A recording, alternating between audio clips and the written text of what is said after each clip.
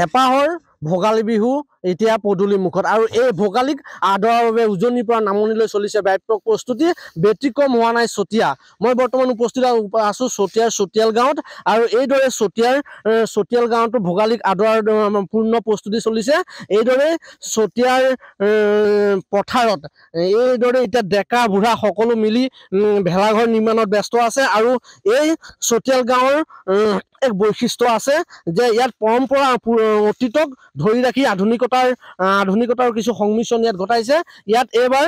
গাঁওবাসী ৰাইজে এখন হেলিকপ্টাৰ তৈয়াৰ কৰিছে মই মোৰ ভিডিঅ'ৰ জাৰ্নেলিষ্ট নিহাৰে আপোনালোকক দেখাইছে এইখনেই মাঘ বিহু উপলক্ষে তেওঁলোকে প্ৰদৰ্শনী হিচাপে এখন হেলিকপ্টাৰ তৈয়াৰ কৰিছে আৰু তাৰেই কামত এইদৰে এতিয়া গাঁওখনৰ যিসকল যুৱক সেইসকল ব্যস্ত হৈ থকা দেখিবলৈ পোৱা গৈছে মোৰ যদি সম্ভৱ হয় মোৰ ভিডিঅ' জাৰ্নেলিষ্ট নিহাৰক ওচৰলৈ যাবলৈ মই কৈছোঁ এইদৰে এখন হেলিকপ্টাৰ নিৰ্মাণত এইদৰে এতিয়া গাঁৱৰ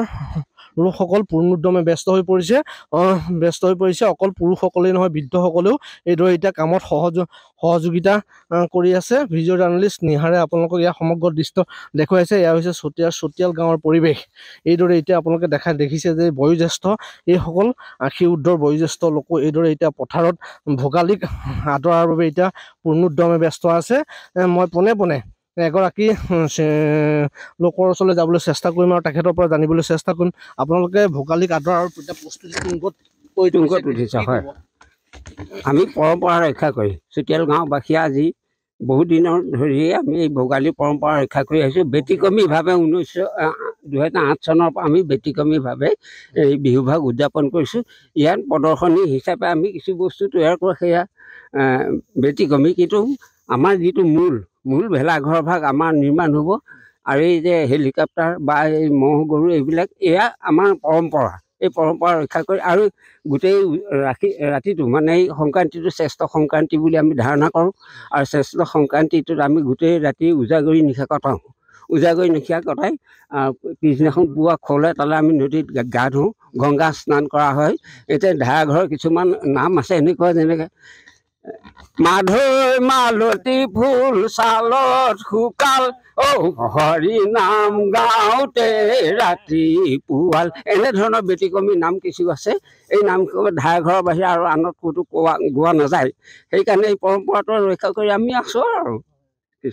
মাঘ বিহু বুলি ক'লে সাধাৰণতে ম'হ যুঁজৰ কথা আহে আৰু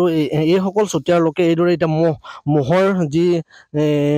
এইদৰে ম'হৰ মূৰ্তি নিৰ্মাণ কৰি তৈয়াৰ কৰি উলিয়াইছে খেৰৰে আৰু এইদৰে এতিয়া চতিয়াল গাঁৱৰ যি পথাৰ তাত এইদৰে মাঘ বিহু উপলক্ষে এয়া ম'হৰ মূৰ্তি তেওঁলোকে নিৰ্মাণ কৰিছে আমি আন এগৰাকী যুৱকৰ ওচৰলৈ যাবলৈ চেষ্টা কৰিম আৰু তেওঁলোকৰ প্ৰস্তুতিৰ বিষয়ে জানিবলৈ চেষ্টা কৰিম আচলতে আপোনালোকে ইয়াৰ আগতে আমি দেখা পাইছোঁ টাইটেনিক ৰেলকে আদি কৰি নতুন চেষ্টা কৰি এবাৰ কি ক'ব আমাৰ চতিয়াল গাঁৱৰ ভোগালী ভোগ ধৰাৰ ক্ষেত্ৰৰ পৰা নৱবৰ্ষৰ সকলোকে শুভেচ্ছা জ্ঞাপন কৰিলোঁ আমি 2008 চনৰ পৰাই এটা ব্যতিক্ৰমী ৰূপে আমি ঢেৰাঘৰ ভাগ উত্থাপন কৰিবলৈ আমি চেষ্টা কৰি আহিছিলোঁ যিহেতু আমাৰ মূল পুৰণি আমি ত্যাগ কৰা নাই আমি ভেলাঘৰৰ লগতে আমি প্ৰদৰ্শনীমূলকভাৱে আমি সহজলভ্য যি নৰা খেৰ ধান খেৰ আমি কোনো ধৰণৰ ইয়াতো আমাৰ খৰচ নহয় আমি এটা প্ৰদৰ্শনীভাৱে বিভিন্ন বস্তু বনাই আমি ইয়াক প্ৰদৰ্শনী হিচাপে আমি এটা জনপ্ৰিয় কৰা বিহুভাগক আমি জনপ্ৰিয় কৰাৰ চেষ্টা কৰিছিলোঁ আৰু সেইটো আমাৰ কোনো ধৰণৰ বিকৃত পৰম্পৰা হ'ব নালাগে যিহেতু প্ৰতি গাঁৱতে সুপ্ত প্ৰতিভা কিছুমান লুকাই থাকে আমাৰ ইয়াতো কিছুমান লোকৰ সুপ্ত প্ৰতিভা কিছুমান আমাৰ বিকশিত কৰাৰ অৰ্থেহে আমি আচলতে পৰম্পৰাগতে এই আমি যি প্ৰদৰ্শনীমূলক বস্তুবিলাক আমি বনোৱাৰ চেষ্টা কৰি আহিছোঁ সেইটোৱে এইদৰে এতিয়া চতিয়াল গাঁৱতো ভোগালীক আদৰাৰ বাবে পূৰ্ণ প্ৰস্তুতি চলিছে ইয়াৰ গাঁৱৰ জীয়ৰী আৰু